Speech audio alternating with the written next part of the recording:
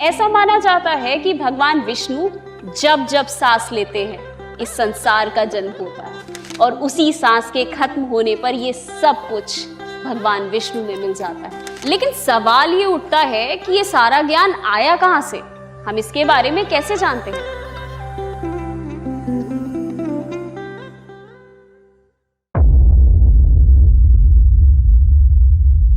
जो धारण किया जा सके वही है धर्म।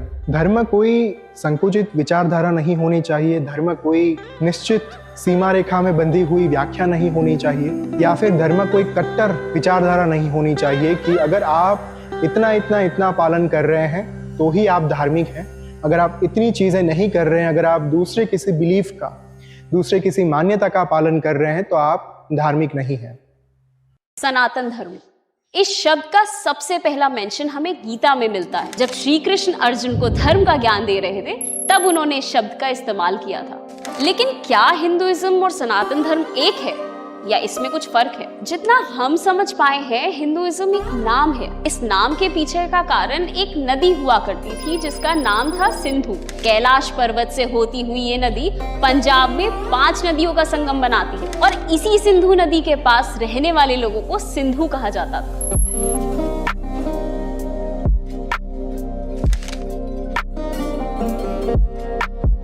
लेकिन जब ग्रीक्स और पर्शियंस ने भारत पर इन्वेड किया तो इस नदी को अपनी भाषा में सिंधु के बजाय हिंदू कहने लगे। ब्रिटिश राज आते आते यही नाम एक धर्म की तरह देखा जाने लगा। थोड़ा और आगे चलकर ये नदी बन गई इंडस और इसी इंडस नदी के नाम पर वो जगह बन गई इंडिया।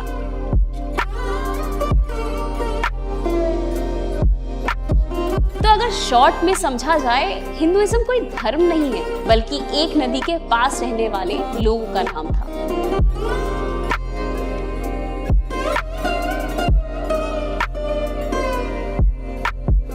हमारा धर्म, जिसके बारे में श्री कृष्ण महाभारत में बात करते हैं, वो असल में कहा जाता है सनातन धर्म। एक ऐसा धर्म जो समय से पहले भी था और समय के बाद भी रहेगा। सनातन का मतलब ही होता है इटर्नल, यानी जो कभी खत्म ना हो सके। क्योंकि दूसरे धर्मों की तरह सनातन धर्म का कोई एक फाउंडर नहीं है, कोई एक बुक नहीं है जिसमें इस धर्म का सारा ज्ञान लिखा हो, सारे रूल्स लिखे हो। तो साधारण शब्दों में ये कहा जा सकता है कि सनातन धर्म एक फिलॉसफी है, जीवन जीने का तरीका है और इस सब का प्रूफ हमें मिलता है इसके इतिहास में।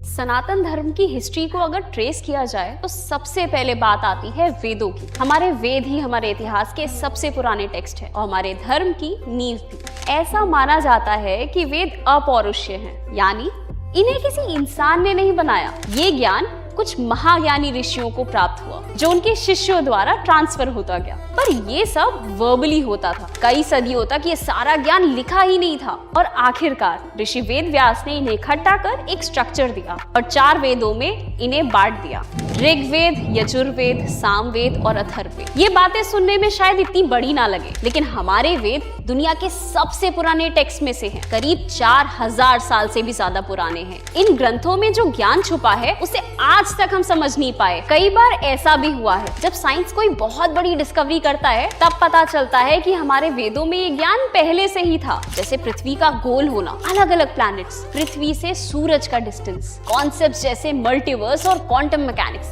एटम बॉम्ब बनाने वाले रॉबर्ट ओपेनहाइमर, एटम को ढूंढने वाले नील्स बोर, क्वांटम मैकेनिक्स के एक फाउंडर एरविन श्रोडिंगर। ऐसे कई सारे फेमस साइंटिस्ट ने हमारे ग्रंथों को अपनी इंस्पिरेशन बताया है। करीब 20,000 श्लोकों को मिलाकर बनते हैं ये चारों वेद। लेकिन इनमें से अकेले सिर्फ ऋग्वेद में ही 10,000 से ज्यादा श्लोक पाए जाते हैं, जिसमें ग्रामर से लेके philosophy, biology, geology, astrology, physics, इन सब चीजों का ज्ञान छुपा है। हमारे वेदों में इतने हाई लेवल का ज्ञान छुपा है कि हम आज तक उसके आगे नहीं जा पाए। लेकिन वेदों में एक चीज काफी अलग है जो आज हमारे जीवन का सबसे अहम हिस्सा है: हमारे भगवान।